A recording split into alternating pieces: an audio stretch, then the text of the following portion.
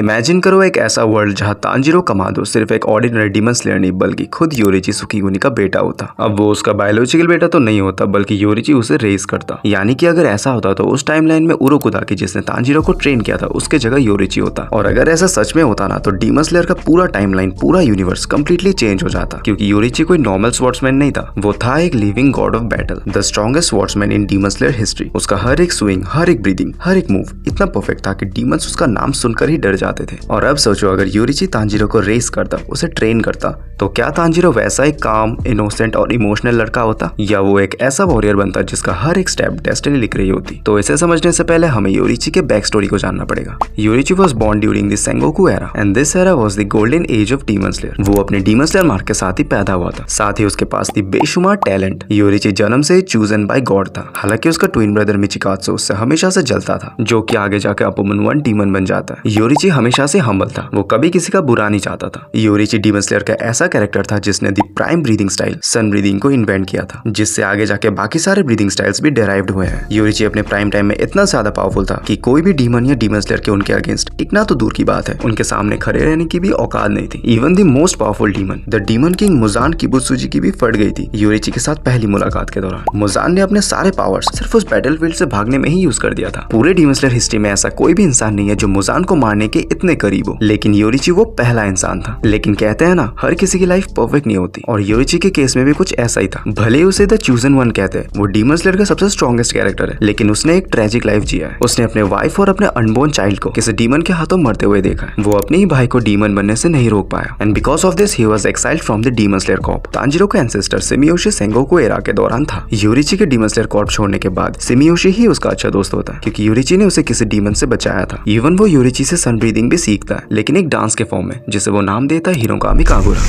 So now let's talk about how Tanjiro comes into play. So let's just say all the characters including the Hashiras and the Apumuns from the original timeline remains the same.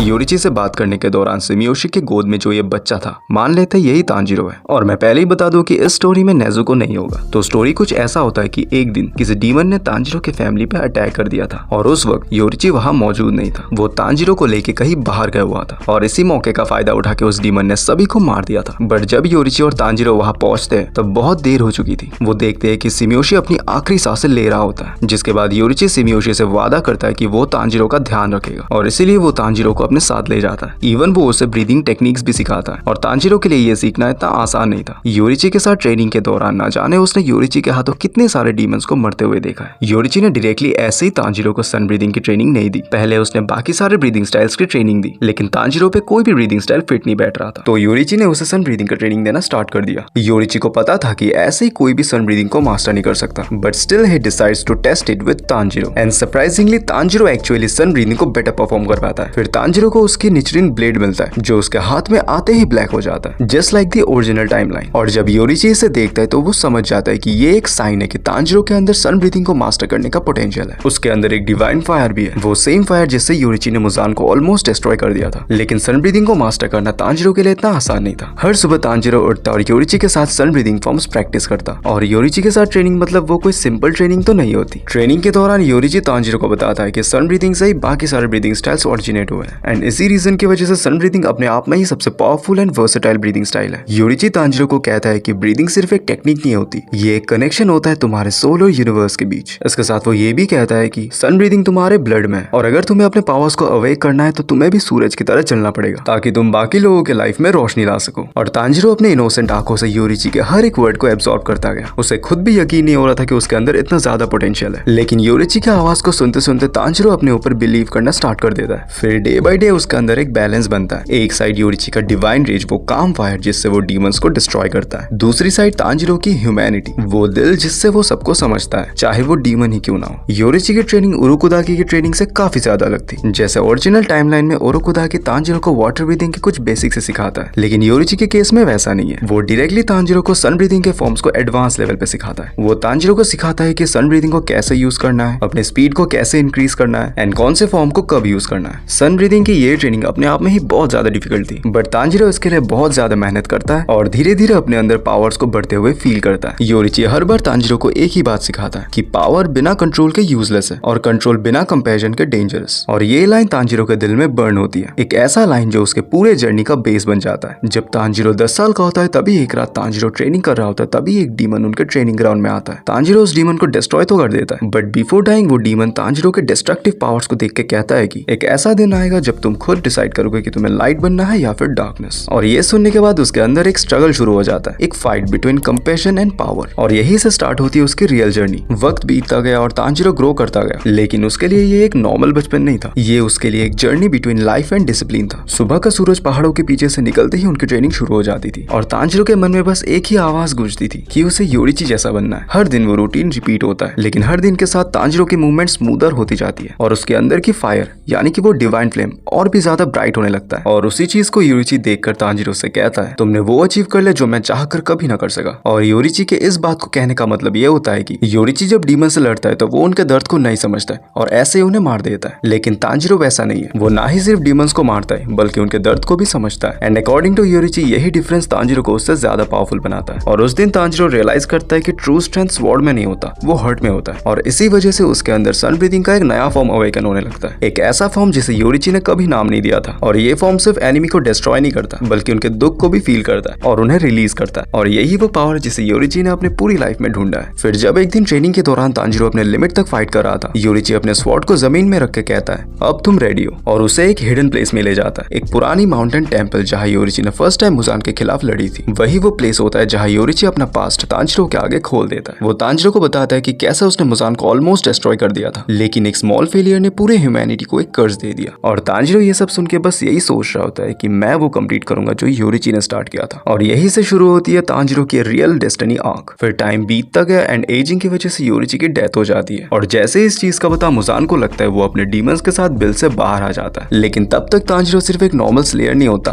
बल्कि reincarnation of Yoriichi बन जाता है, जिसने सन breathing को completely master कर लिया होता है। एंड इस टाइम पे उसके अंदर योरिची का फायर पूरी तरह से अवेकन हो गया है। लेकिन अब एक नई दुनिया उसके सामने है, डीमन स्लेयर कॉर्प्स, एक ऐसी ऑर्गेनाइजेशन जो डीमन से लड़ने के लिए बनी है। तांजिरो डिसाइड करता है कि वो डीमन स्लेयर कॉर्प्स ज्वाइन करेगा, लेकिन as a warrior of sun. And मैं बता दूं कि इस टाइम में तांजिरो को डीमन स्लेयर मार्क का यूज करना नहीं आता था, उसे बस डीमन स्लेयर मार्क के बारे में सब कुछ पता है क्योंकि योरिची ने उसे डीमन स्लेयर मार्क के बारे में कंप्लीट डिटेल्स दे दी थी। एनीवेज फाइनल सिलेक्शन के एग्जाम में तांजिरो एक हाशरा लेवल से भी ऊपर होता है। अपने सन ब्रीदिंग की मदद से वो सारे डीमंस को काफी इजीली हरा देता है, इवन वो हैंड वाला डीमन भी उसके सामने कुछ खास टिक नहीं पाता है। एंड ऐसे ही करके तांजिरो फाइनल सिलेक्शन पास कर जाता है और ऑफिशियली एक डीमन स्लेयर बन जाता है। अपने स्टार्टिंग के मिशंस को तांजिरो बिना किसी एफर्ट्स के इजीली कंप्लीट कर लेता है और ऐसे मिशंस को कंप्लीट करते करते वो आगे जाके बहुत ज्यादा फेमस हो जाता है। डीमन स्लेयर सोसाइटी में ये बात आग की तरह फैल जाती है कि एक सन ब्रीदिंग यूजर ने डीमन स्लेयर कॉर्प को ज्वाइन किया है, जिससे उनके अंदर एक उम्मीद जागती है। और इसी चीज ने डीमन स्लेयर कॉर्प के लीडर उबोयाशिकी का ध्यान तांजिरो पर लाया, जिसके बाद वो तांजिरो को मिलने के लिए बुलाता है क्योंकि वो देखना चाहता है कि जिसे लोग नेक्स्ट योरिची बुलाते हैं क्या वो उस टाइटल का हकदार है भी या नहीं। फिर जैसे ही तांजिरो हाशरा मीटिंग के लोकेशन पर पहुंचता है, सारे हाशरास उसे देख के बहुत खुश हो जाते हैं। एंड हाँ, इस स्टोरी लाइन में नेजुको नहीं है तो इसीलिए यहाँ पे सानमी भी गुस्सा नहीं होता। फिर थोड़ी ही देर बाद वहाँ पे उबोयाशिकी आ जाते हैं और जैसे ही वो तांजिरो के पीछे देखते हैं तो उसे उसके पीछे योरिची की स्पिरिट दिखती है, जिससे उसे पता चल जाता है कि तांजिरो कोई नॉर्मल स्लेयर नहीं है। उस एक झलक में ही उसे तांजिरो के पोटेंशियल का पता लग जाता है। तो आज की इस वीडियो में इसे इतना ही रखते हैं, बाकी आगे की स्टोरी मैं अगले पार्ट में बताऊंगा जहां हम जानेंगे सन ब्रीदिंग तांजिरो कैसे अपर मून्स को फेस करेगा। वीडियो पसंद आए तो वीडियो को लाइक कर दो,